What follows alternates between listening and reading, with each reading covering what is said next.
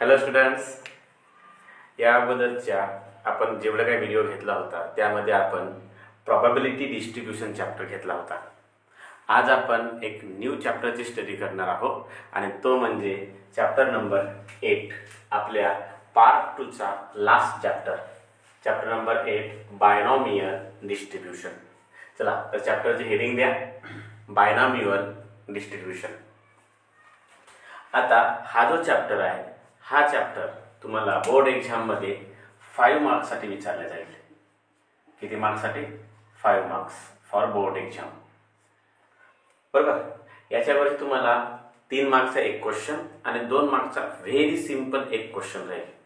याच्यामध्ये तुम्हाला MCQ मध्ये पण तुम्हाला क्वेश्चन विचारू शकते 2 मार्क्सचा, पण 3 मार्क्सचा एक मोठा क्वेश्चन विचारेल. लक्षात ठेवा, हा खूप इझी चॅप्टर आहे आणि हा चॅप्टर प्रॉबॅबिलिटी डिस्ट्रीब्यूशनच्या समोरचा व्हर्जन म्हणू शकतो आपण याला. म्हणजे प्रॉबॅबिलिटी डिस्ट्रीब्यूशनमध्ये आपण कसं कॉईन 2दा 3दा मॅक्झिमम 3 टाइम्स कॉईन टॉस केला होता, किंवा जो डाय होतं ते डाय 1 किंवा 2 टाइम्स आपण त्याला काय केलं होतं, थ्रो करत होतो. या मधामध्ये आपण जर कॉईन 10 टाइम्स जरी का समजा आपण टॉस केला किंवा डाय 10 टाइम्स जरी थ्रो केला तरी पण आपण एखादी पर्टिक्युलर प्रॉबॅबिलिटी फाइंड करू शकतो. क्लिअर? हा अशा टाईपचा चॅप्टर आहे. बरं, या चॅप्टरमध्ये खूप सारा कठीण, खूप साऱ्या कॉम्प्लिकेटेड गोष्टी काहीच नाही. ह्या चॅप्टरमध्ये तुम्हाला एक फॉर्म्युला आहे, तो फॉर्म्युला तुम्हाला पाठ करायचा आहे. त्यानंतर 4 छोट्या छोट्या टर्म आहेत, त्या टर्म तुम्हाला जसं जसं आपण प्रॉब्लेम सॉल्व्ह करणार तुम्हाला त्या टर्म येऊन जातील, पाठ होऊन जातील. बस तो एक फॉर्म्युला पाठ केला की एका फॉर्म्युलावर तुम्हाला 3 मार्क्स मिळून 3 मार्क्सचा तुम्हाला क्वेश्चन बनून जाईल. त्यानंतर 2 मार्क्ससाठी छोटासा कन्सेप्ट आहे, तो नंतर बघणार आपण. क्लिअर? बघा काय होते बायनॉमियल डिस्ट्रीब्यूशन. बायनॉमियल डिस्ट्रीब्यूशनच्या मध्ये आपण सर्वात अगोदर बघू की बायनॉमियल ट्रायल काय होते. काय म्हणणार? बायनॉमियल ट्रायल काय होते मला सांगा. या मधामध्ये तुम्हाला आउटकम्स मिळतील 2 टाईपच्या. बरं, 2 टाईपच्या आउटकम्स कोणत्या असतील? एक असेल, जी आउटकम्स असेल त्याला आपण म्हणू शकतो सक्सेस, आणि एक असेल फेल्युअर. बरं, हा सक्सेस आणि फेल्युअर म्हणजे काय तर लक्षात ठेवा. समजा आपण एखादा कॉईन टॉस केला. एखादा कॉईन टॉस केल्यानंतर पॉसिबिलिटी काय आहे की एकतर हेड येणार किंवा एकतर टेल येणार. पण जर कॉईन टॉस केल्याच्या नंतर जर तुम्ही हेड म्हटला आणि जर हेड येत असेल तर तो जो काही आउटकम्स आहे तो आउटकम्स तुमचा सक्सेस आउटकम्स होईल.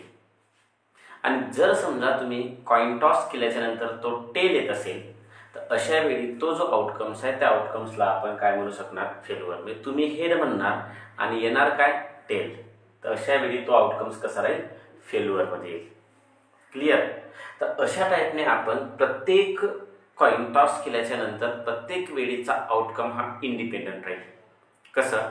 मी 2 कॉईन टॉस केला, एकच टाईम 2दा नाही म्हटलं मी, एकच कॉईन 2दा टॉस न करता मी एकाच वेळी सायमल्टेनियसली 2 कॉईन टॉस केला. जर मी 2 कॉईन टॉस केल्याच्या नंतर होऊ शकते पहिल्या कॉईनला हेड तर दुसऱ्या कॉईनला हेड येऊ शकते, पॉसिबिलिटी आहे. पण पहिल्या कॉईनला हेड तर दुसऱ्या कॉईनला काय येऊ शकते? टेल पण येऊ शकते. म्हणजे याचा अर्थ असा की एका ठिकाणी हेड आला, दुसऱ्या ठिकाणी काय येऊ शकते? टेल. तर हेड आणि हा टेल हा त्याचा काय झालं? आउटकम्स. अशा वेळी तुमचं हेड आणि टेल जर का समजा वेगवेगळ्या कॉईनच्या टॉस करते वेळी वेगवेगळं जर आउटकम्स येत असणार, अशा वेळी त्यांना आपण इंडिपेंडंट आउटकम म्हणू शकतो. आणि ते जे इंडिपेंडंट आउटकम्स घेऊन आपण जे काय कॉईन टॉस करणार आहोत, म्हणजे ज्या काही गोष्टी ट्रायल करणार आहोत, अशा ट्रायलला म्हटले जाते बर्नॉली ट्रायल. काय म्हटले जाते? बर्नॉली ट्रायल. अशा ट्रायलला आपण काय म्हणू? बर्नॉली ट्रायल. ओके. आता आपण असं वेगवेगळे एक्सपेरिमेंट करत जाणार. आता एकच कॉईन आपण 10 टाइम्स पण टॉस करू शकतो, 5 टाइम्स पण करू शकतो. तर आपण असं कॉईन किती टाइम टॉस करू शकतो?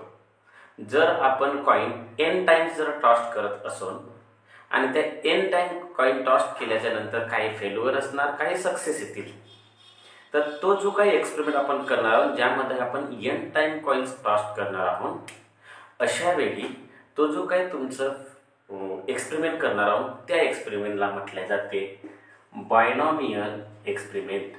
काय म्हणतात? Binomial experiment. काय म्हणणार आपण? Binomial experiment. क्लिअर? राहील लक्षात? बरं, आता एक गोष्ट लक्षात ठेवा. तुम्हाला लक्षात ठेवण्यासारखी गोष्ट काय आहे? तुम्हाला लक्षात ठेवण्यासारखी गोष्ट आहे सक्सेस आणि फेल्युअर. प्रत्येक क्वेश्चनमध्ये काही ना काही सक्सेस आणि काही ना काही काय असेल? फेल्युअर असेल.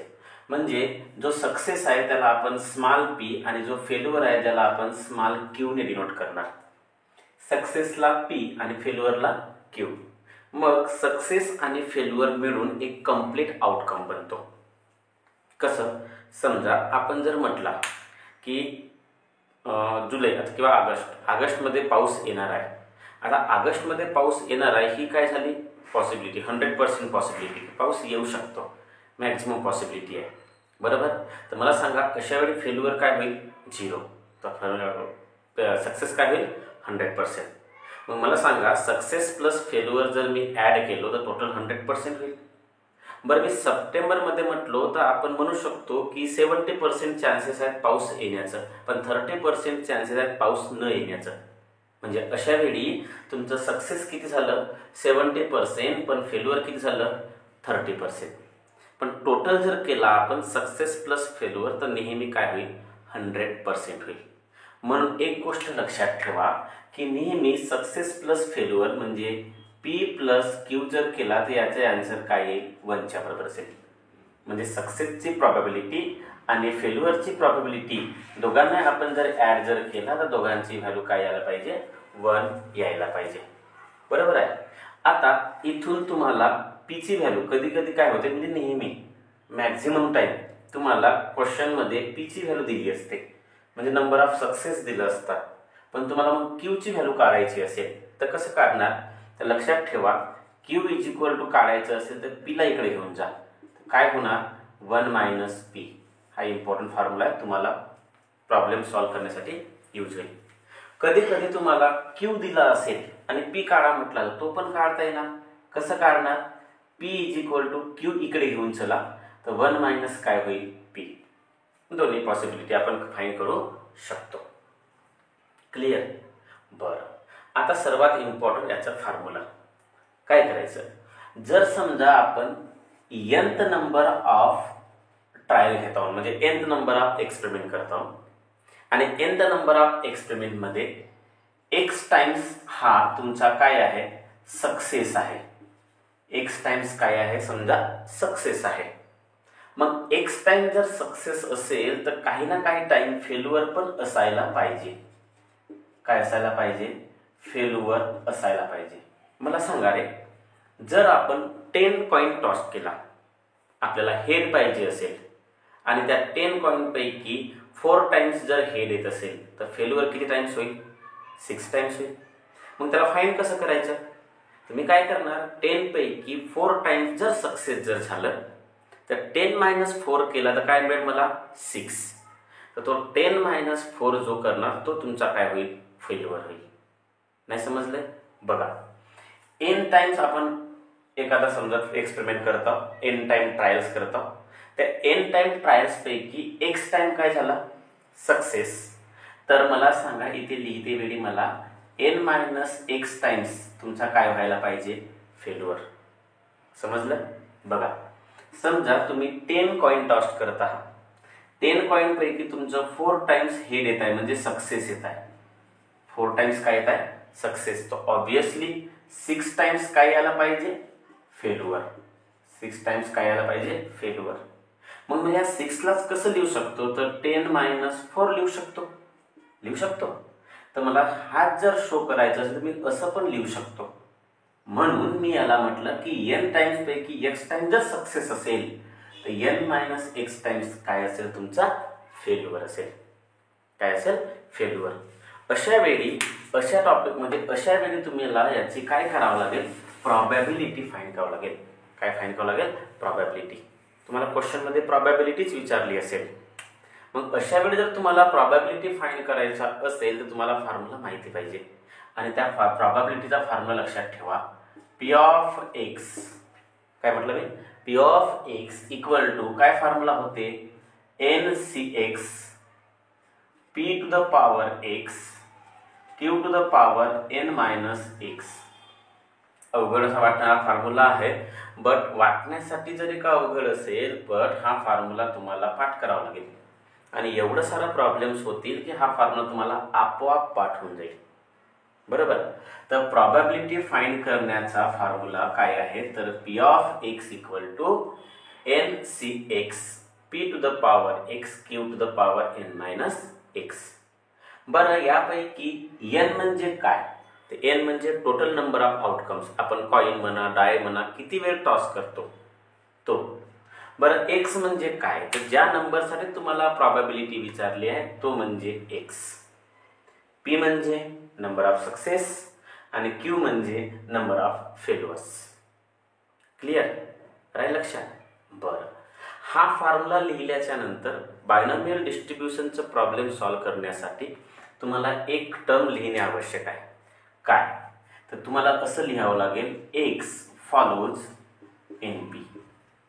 म्हणजे हा काय इंडिकेट करते, एक्स फॉलोज एन, एक minute, X follows B of N P.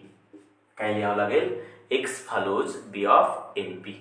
हा काय सांगते की एक्स म्हणजे ज्या व्हॅल्यू आहेत त्या value binomial distribution of number of terms आणि प्रॉबॅबिलिटी म्हणजे नंबर ऑफ सक्सेस याला काय करते, बिलॉंग करते, फॉलो करते. यावरून तुम्हाला काय फाइंड करावं लागेल, बायनॉमियल डिस्ट्रीब्युशनचा यूज करता असं सांगून तुम्हाला हा फॉर्म्युल्यानुसार मग प्रॉबॅबिलिटी फाइंड करावं लागेल. क्लिअर राहील लक्षात. बरं, आता एक गोष्ट लक्षात ठेवा, बायनॉमियल डिस्ट्रीब्युशनचं म्हणजे प्रॉबॅबिलिटी फाइंड करण्यासाठी तुम्हाला इथे आणि इथे खूप मोठ्या मोठ्या व्हॅल्यू येतील आणि तेवढ्या व्हॅल्यूला कॅल्क्युलेट करणे तुम्हाला कठीण, हार्ड नाही आहे पण मोठा होईल. त्या मोठा होऊ नये म्हणून त्याला रिड्यूस करण्यासाठी काही पर्टिक्युलर 4 टर्मिनॉलॉजी बनवल्या गेल्या आहेत. त्या 4 टर्मिनॉलॉजी तुम्हाला येणे आवश्यक आहे. त्या 4 टर्मिनॉलॉजीची हेल्प घेऊन आपण प्रॉबॅबिलिटी, कितीही मोठी प्रॉबॅबिलिटी असेल तरी आपण फाइंड करू शकतो. तर याच्या खाली आपण नोटमध्ये लिहूया. काय लिहिणार, नंबर 1 पहिली पॉसिबिलिटी एन सी 0. एनच्या ठिकाणी काही राहू शकेल, 1 2 5 6 तुम्ही प्रॉब्लेममध्ये सांगेनच. एन सी 0 इक्वल टू होते 1. एन सी 0 इक्वल टू काय होईल, 1. Number 2 n C 1 equal to होते n. N C 1 equal to n. Number 3 n C n equal to काय होते 1. N C n equal to काय होईल 1. आणि नंबर 4 एन सी एक्स असा जर असेल आणि आपल्याला जर गरज असेल, मी प्रॉब्लेममध्ये सांगेनच तसं, एन सी एक्स जर आपल्याला गरज असेल तर त्याला आपण असं लिहू शकतो, N C N minus X. काय लिहू शकतो, N C N minus X. लक्षात. हा अशा टाईपने तुम्हाला एवढ्या टर्म जे काही मी सांगितलं एवढ्या गोष्टी तुम्हाला ह्या चॅप्टरसाठी आवश्यक आहेत. या चॅप्टरमध्ये तुम्ही एवढ्या गोष्टी केल्या तुम्हाला सक्सेस फेल्युअर समजूनच जाईल. तुम्हाला ही व्हॅल्यू कशी फाइंड करायची, हा एक फॉर्म्युला, हा दुसरा फॉर्म्युला आणि हे 4 एवढ्या गोष्टी पाठ केला तर तुम्हाला हा पूर्णच्या पूर्ण चॅप्टर तुम्हाला इझिली येऊन जाईल. तुमचं 3 मार्क कोणीच तुमच्यापासून दूर करू शकत नाही. फक्त प्रॉपरली याला करता आलं पाहिजे. क्लिअर. बरं, समजला असेल तर, नाही नसेल समजला आणखी एकदा व्हिडिओ रिपीट करून बघायचा आणि याला क्लिअर करायचं. इथपर्यंत सर्वात इम्पॉर्टंट आहे. बाकी आता काही नंतर प्रॉब्लेमच आहे. ठीक आहे. थोडं आपण याच्याबद्दल लिहून घेऊया. बघा, लिहा आहे, लिहून घ्या बरं. लिहा, a random experiment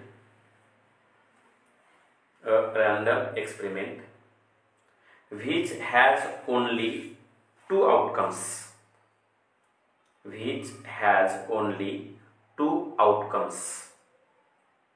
as success and failure,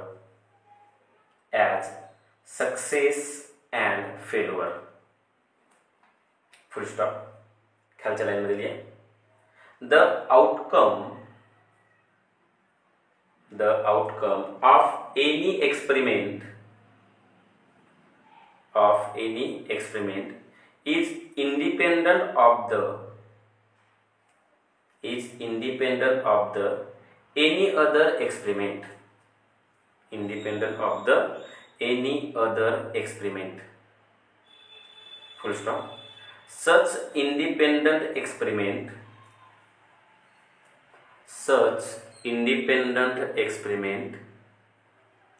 of the two outcomes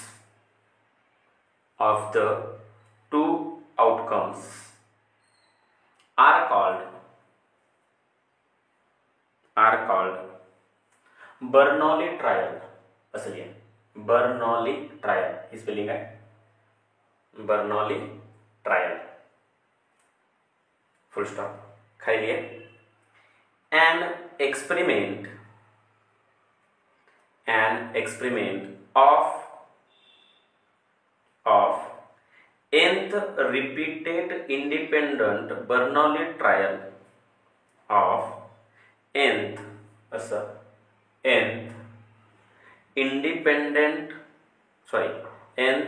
repeated independent Bernoulli trial is called binomial experiment.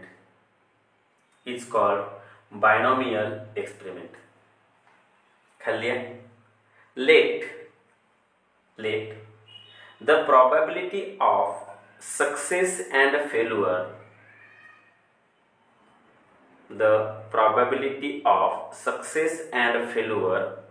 denoted as small मध्ये लिहा ना, P and Q, denoted as P and Q. Okay, तर खाली लिहून घ्यायचो. Therefore P plus Q equal to 1, Q equal to 1 minus P आणि P equal to 1 minus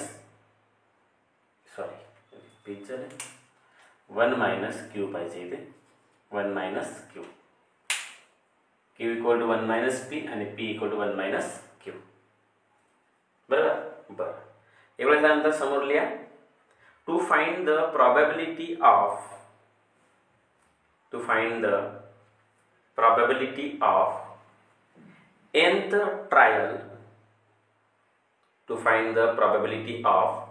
nth trial in exactly x successes and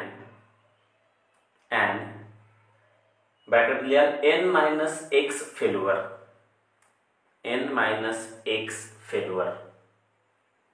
is given by आणि हा formula लिया, p of x equal to, असंच read करायचं, p of x equal to ncx p to the power x q to the power n minus x,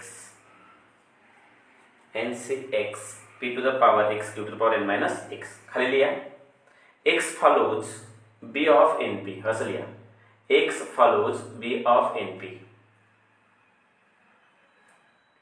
समोर लिहा त्याच्या continue मध्ये, denotes capital X follows binomial distribution with n and p, small n and p. झालं. बरं, त्यानंतर खाली note लिहा आणि नोटमध्ये 4 लिहून घ्या. ओके, आता आपण प्रॉब्लेम घेऊया. बरं, लिहा आहे problem. A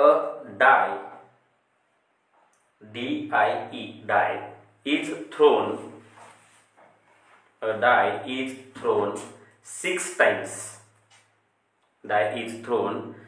times. Full stop. If getting an odd numbers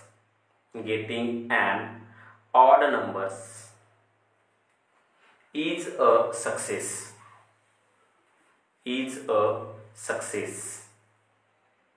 Full stop. Number 1 लिहा, कंटिन्यू मध्ये लिहायचा. नंबर 1 लिहा, find the probability of Find the probability of 5 successes. 5 successes. Full stop. Number 2 लिया. Find the probability of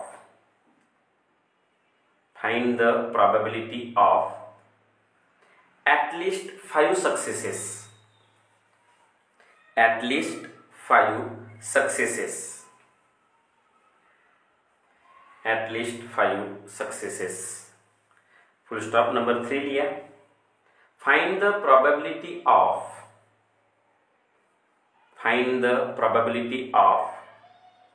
at most 5 successes. At most 5 successes. तर अशा टाईपने आपण 3 गोष्टी find करायच्या आहेत. ठीक आहे.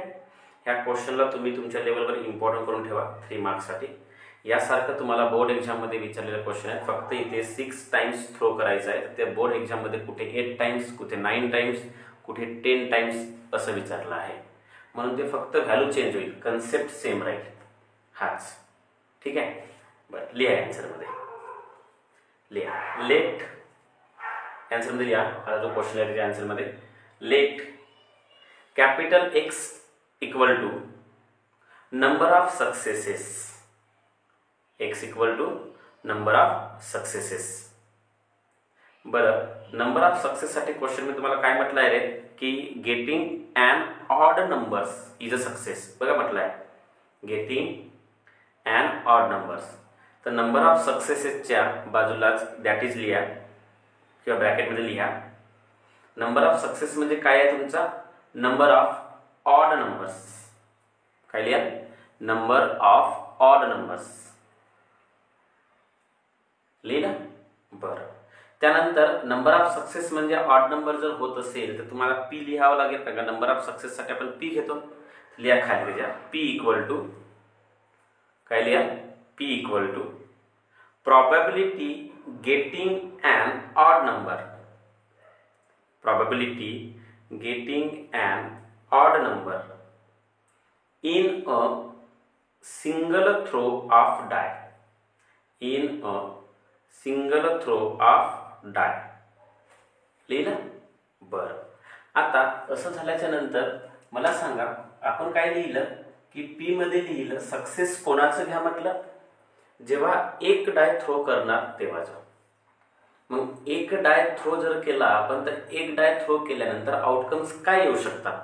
अगोदर एक डायचं काढायचं, नंतर जेवढं प्रॉब्लेम मध्ये विचारलं असेल त्याचं, अगोदर एकाचं नंतर जेवढं टाइम्स विचारलं असेल त्याचं. जसं आता ह्या प्रॉब्लेम मध्ये एक डाय 6 टाइम्स थ्रो करायचा आहे, तर अगोदर एक डाय थ्रो केल्यानंतर काय पॉसिबिलिटी येते ते काढायचं. ते झाल्याच्या नंतर मग 6 टाइम्स साठी काय राहील ते फाइंड करणार. तर मला सांगा एक डाय जर थ्रो केला तर त्याचा आउटकम्स राहू शकतात 6. 1 2 3 4 5 6. आता मला सांगा 6 पैकी पी म्हणजे काय होते नंबर ऑफ सक्सेस. मग नंबर ऑफ सक्सेस होत आहे तर मला सांगा 6 पैकी सक्सेस पॉसिबिलिटी किती राहू शकते. मग तुम्हाला माहिती पाहिजे की सक्सेस पॉसिबिलिटी काय आहे. तर आपण सक्सेस कोणाला म्हटलं आहे नंबर ऑफ ऑड नंबर्सला. क्वेश्चन मध्ये दिलंच आहे. तर मग मला सांगा की एक डाय थ्रो केल्याच्या नंतर 1 2 3 4 5 6 असं तुमच्या आउटकम्स बनतील. या आउटकम्स मध्ये 1 3 5 असं किती ऑड नंबर्स आहेत. एक डाय थ्रो केल्यानंतर 6 आउटकम्स पैकी किती ऑड नंबर्स आहेत 3. तर तुमचं सक्सेस पॉसिबिलिटी किती आहे तर सक्सेस पॉसिबिलिटी तुमची आहे 3. किती पैकी 6 आउटकम्स पैकी. म्हणजेच 3/6 म्हणजेच काय होणार रे 1/2. तर तुम्हाला पी ची व्हॅल्यू काय मिळाली 1/2. जसं पी ची व्हॅल्यू मिळाली, पी ची व्हॅल्यू मिळाल्याबरोबर काय फाइंड करायचा क्यू. आता क्यू फाइंड करायचा असेल तर फॉर्म्युला असते 1 - पी. बरोबर. मग 1 - पी म्हणजेच काय तर मला लिहावं लागेल 1 - पी न पी ची व्हॅल्यू किती आहे 1/2. तर 1 - 1/2 म्हणजे तुम्हाला क्यू इज इक्वल टू काय मिळणार 1/2. तुम्हाला पी आणि क्यू दोन गोष्टी मिळाल्या. ह्या दोन गोष्टी पहिले सर्वच प्रॉब्लेम मध्ये मी सांगतो तिथपर्यंत प्रत्येक प्रॉब्लेम मध्ये तेवढ्या स्टेप कॉमन आहेत. प्रत्येक प्रॉब्लेम मध्ये तुम्हाला एवढ्या स्टेप करावंच लागेल. तर पी काढावा लागेल, काढला. क्यू काढावा लागेल, काढला. असं झाल्याच्या नंतर गिव्हन क्वेश्चन मध्ये दिला आहे n इज इक्वल टू, आता कसं समजणार n काय आहे? बघा क्वेश्चन मध्ये तुम्हाला म्हटलं आहे की जो काही डाय आहे तो 6 टाइम्स थ्रो करायचा आहे. किती टाइम्स? 6. तर n ची व्हॅल्यू किती होते? 6. n ची व्हॅल्यू काय होईल? 6. बरोबर. तर number of die 6 times throw करायचं असल्यामुळे n इक्वल टू 6 झालं. हा झाल्याच्या नंतर खाली काय लिहायचं? x follows b of np. काय लिहिणार? x follows b of np. x follows b of np. तर मला सांगा x follows b of np, तर x follows b of n ची व्हॅल्यू किती? 6 आणि p ची व्हॅल्यू किती? 1/2. p ची व्हॅल्यू किती आहे?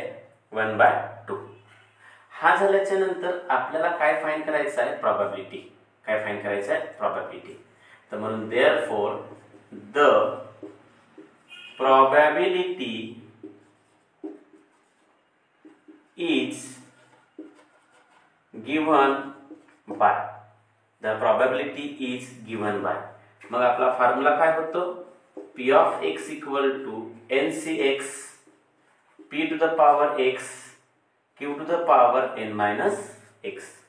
तर प्रत्येक क्वेश्चन मध्ये तुम्हाला एवढा पोर्शन कॉमनली लिहावाच लागेल.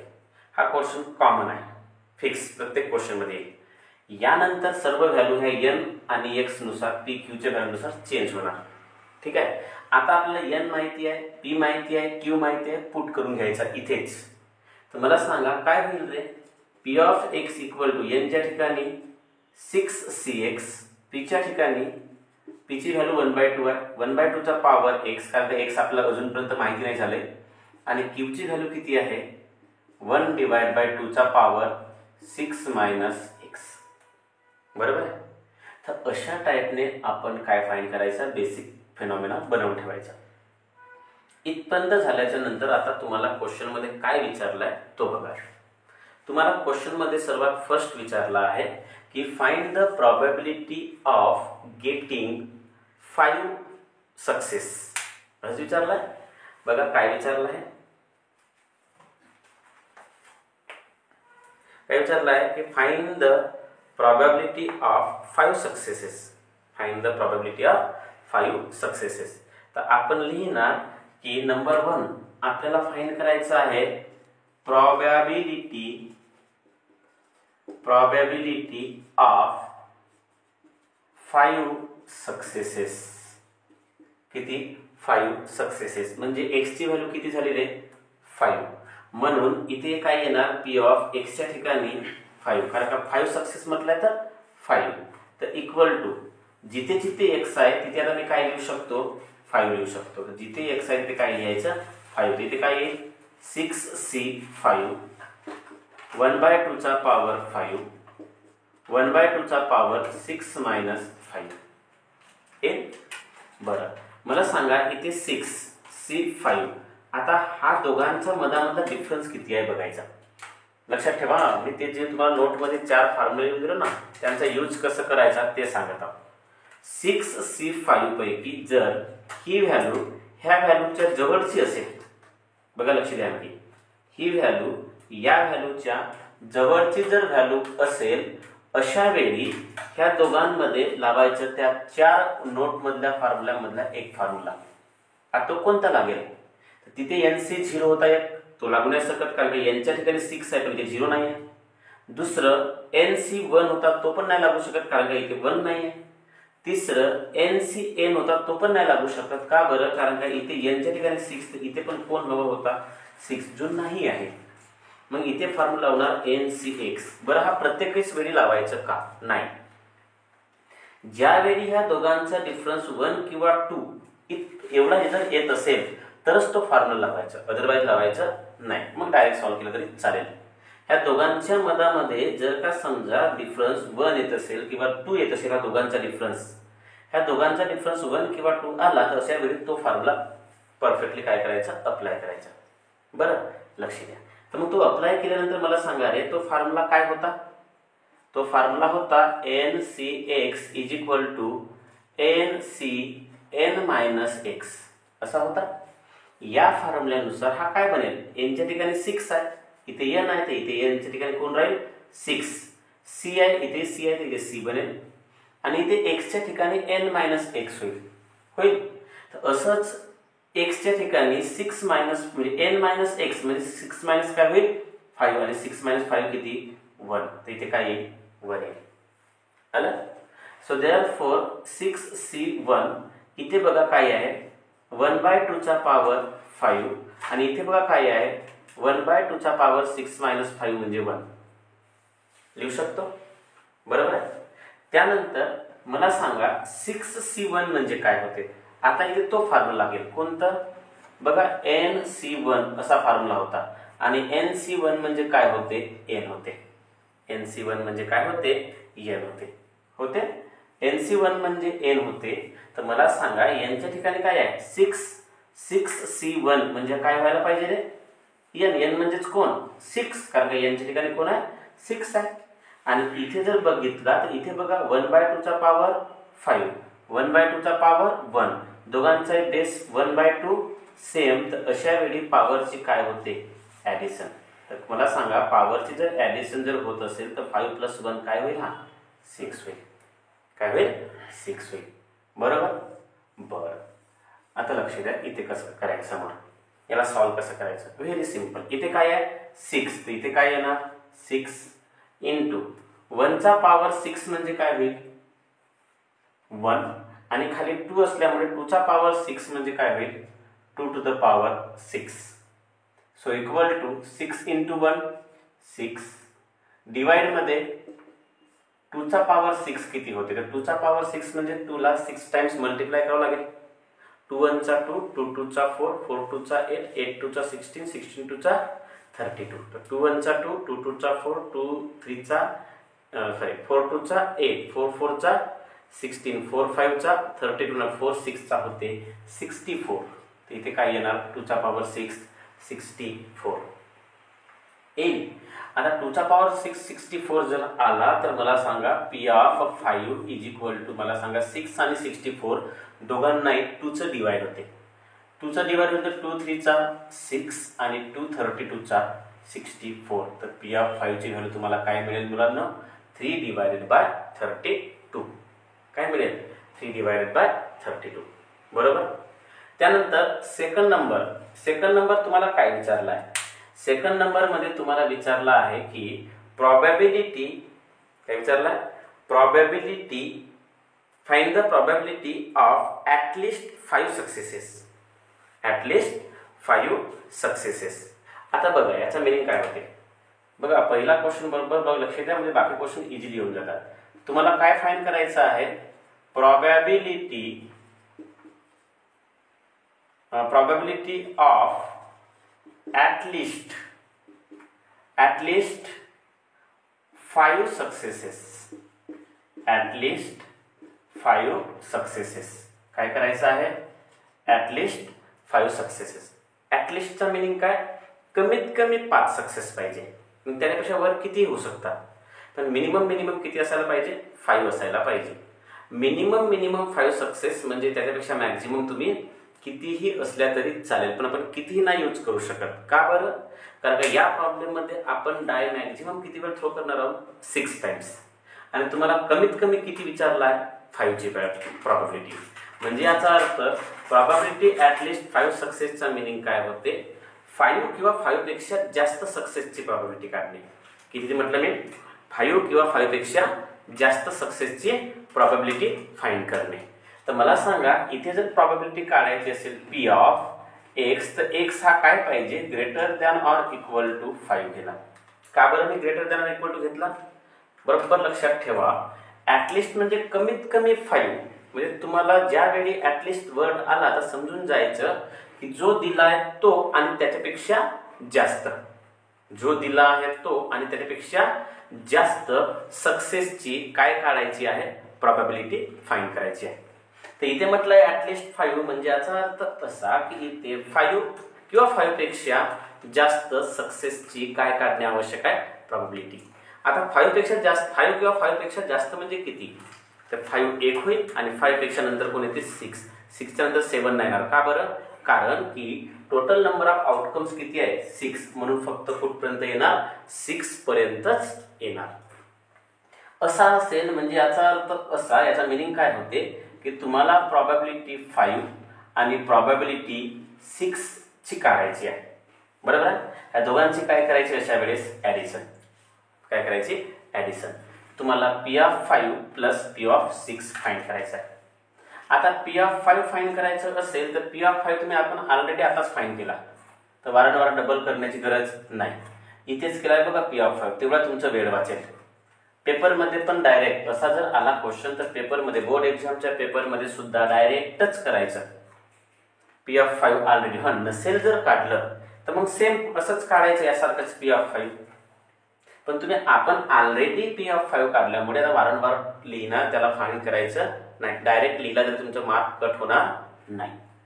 P5 डायरेक्ट लिहितो मी. किती आला आहे रे 3/32 एवढी आपली मेहनत वाचेल.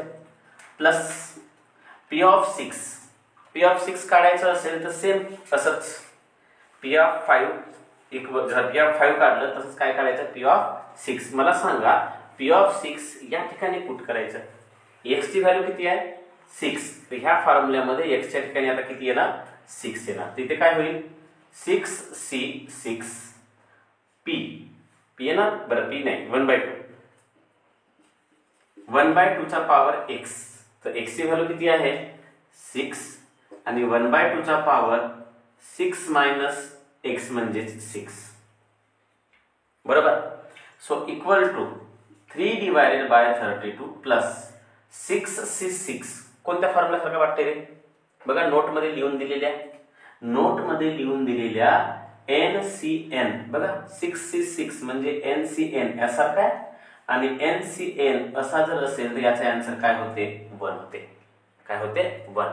म्हणून NCN म्हणजे 1 होते. म्हणजे याचा अर्थ असा की 6C6 म्हणजे सुद्धा काय होईल 1. काय होईल 1 इंटू 1/2 चा पॉवर 6. तिथे 1/2 चा पॉवर काय येईल 6. मला सांगा 1 चा पॉवर. बरं एक स्टेप लिहितो. 1/2 चा पॉवर 6 आणि 1/2 चा पॉवर 6 मायनस 6 आहे बघा. बरं 6 मायनस 6 म्हणजे 0, तर 1/2 चा पॉवर काय होईल 0. आणि कोणत्याही डिजिटचा पॉवर 0 असल्यास त्याचा आन्सर काय राहते 1 राहते. काय राहते 1. So equal to 3/32 plus 1 into 1 1च होईल इंटू 1 चा पॉवर 6 म्हणजेच 1 आणि 2 चा पॉवर 6 म्हणजेच 2 चा पॉवर 6 आपण फाइंड केला होता. 2 चा पॉवर 6 काय होते 64 होते. इथे काय येणार 64 लिहू शकतो. बरं किंवा जरा जाऊया, समजलं नाही तुम्हाला तर 1 चा पॉवर 6 1 होईल आणि 2 चा पॉवर काय राहील 6. तर 3/32 प्लस 1 इंटू 1 चा पॉवर 2 टू द पॉवर 6 म्हणजे हाच येणार. तर इथे वर 1च आहे पण 2 चा पॉवर 6 म्हणजेच काय होते 64 होते. काय होते 64. आता मला सांगा दोघांना सॉल्व्ह करण्यासाठी या दोघांची एलसीएम काढावं लागेल. ह्या दोघांची एलसीएम किती येणार रे 64 येणार. 64 ला 32 ने डिवाइड केला तर 64/32 म्हणजे काय होईल 2 आणि 2 इंटू 3 म्हणजे काय मिळेल 6 प्लस 64/64 1 इंटू 1. तर therefore P of x is greater than equal to 5 हा काय मिळेल 6 प्लस 1 7/64 काय मिळेल 7/64. समजलं काय राहील लक्षात. क्लिअर झालं. बरं त्यानंतर तिसरी टर्म जे तुम्हाला फाइंड करायची आहे ती काय आहे की find the probability of at most 5 successes. काय विचारलाय ॲटमोस्ट 5 सक्सेसेस. आता इथे जागा उरलेली नाही आहे त्या कारणामुळे तुम्ही अगोदर इथपर्यंत लिहून घ्या. आपण नेक्स्ट स्टेज म्हणजे याला भेटून आपण तो सॉल्व्ह करूया. बघा आपण तिसरं काय फाइंड करणार आहोत प्रोबॅबिलिटी ऑफ ॲटमोस्ट 5 सक्सेस. आता मला सांगा ॲटलिस्ट म्हणजे काय होतं रे कमीत कमी 5 किंवा 5 पेक्षा जास्त. ॲटमोस्टचा मिनिंग काय होते जास्तीत जास्त 5. म्हणजे तुम्हाला प्रोबॅबिलिटी काढायची आहे 5 किंवा 5 पेक्षा कमीची. कुणाची 5 किंवा 5 पेक्षा कमी. हा इम्पॉर्टंट कन्सेप्ट आहे, हा लक्षात ठेवा. असं वाटत असेल की एवढी मोठं प्रॉबिलिटी कसं करणार, खूप इझी आहे, पण इम्पॉर्टंट कन्सेप्ट आहे. मॅक्झिमम क्वेश्चनमध्ये हा तुम्हाला कामामध्ये येणार आहे. तर ॲट मोस्ट म्हणजे मॅक्झिमम जास्तीत जास्त 5 सक्सेसेसचे आपण काय काढायचे प्रॉबिलिटी. आता जास्तीत जास्त 5 म्हणजे तुम्हाला प्रॉबिलिटी काढायची आहे 5 किंवा 5 पेक्षा कमीची. एक गोष्ट लक्षात ठेवायची, ॲटलिस्ट म्हणजे जे काय दिला असेल तो किंवा त्यापेक्षा जास्त, आणि ॲट मोस्ट म्हणजे जो दिला असेल तो किंवा त्यापेक्षा कमी.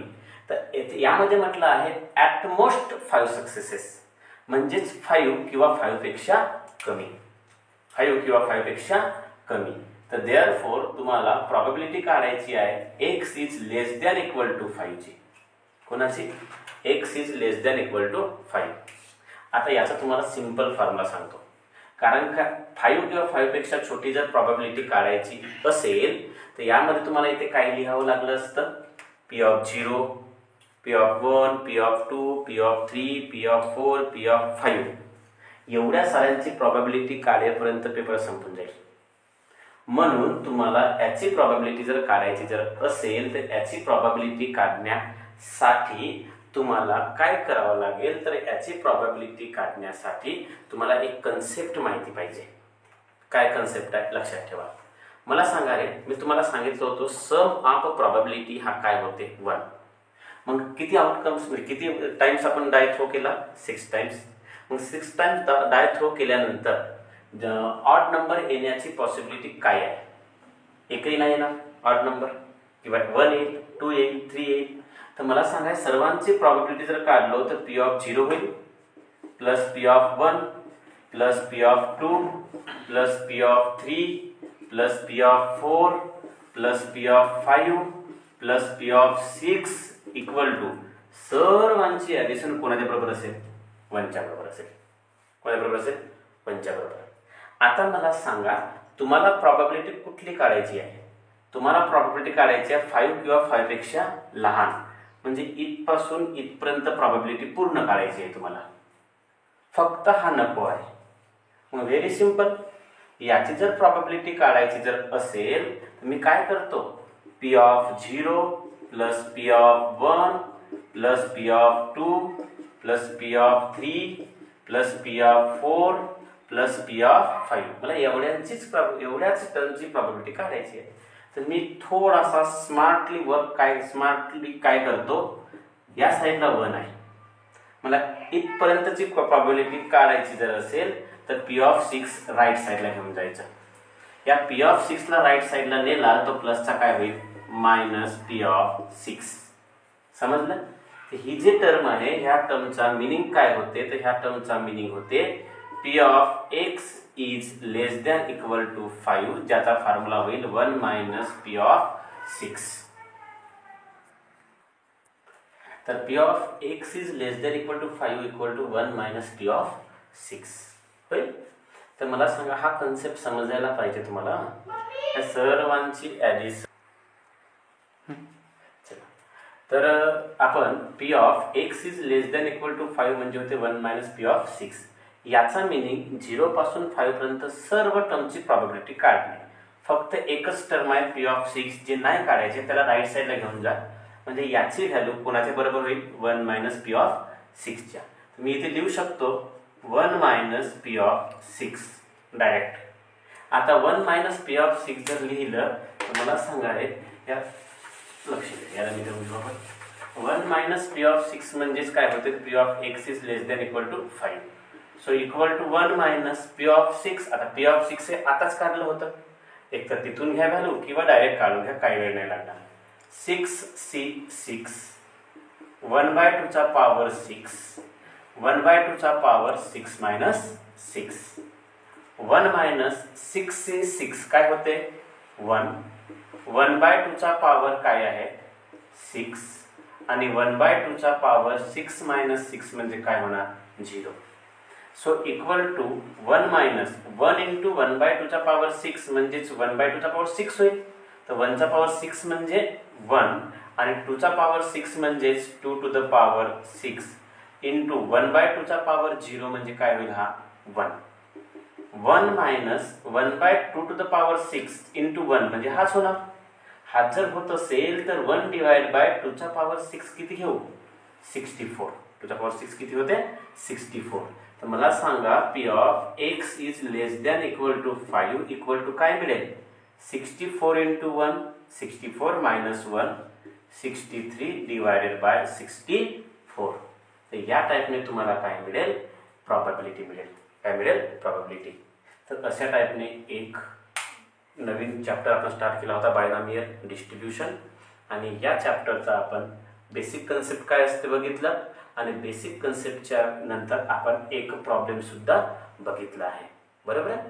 तर एवढ्या गोष्टी क्लिअर झाल्या असतील. हा सर्व लिहून घ्या. ठीक आहे. चला तर इथपर्यंत सर्व झालं असेल तर आपण आता व्हिडिओ खूप मोठी बनलेली आहे. व्हिडिओला पूर्णपणे बघा. बेसिक कन्सेप्ट पूर्ण दिला आहे तो पूर्ण कन्सेप्ट समजून घ्या. ठीक आहे. यानंतरचं जे काही क्वेश्चन आहेत ते आपण नेक्स्ट व्हिडिओमध्ये घेऊ. ठीक आहे. तेव्हापर्यंत बाय.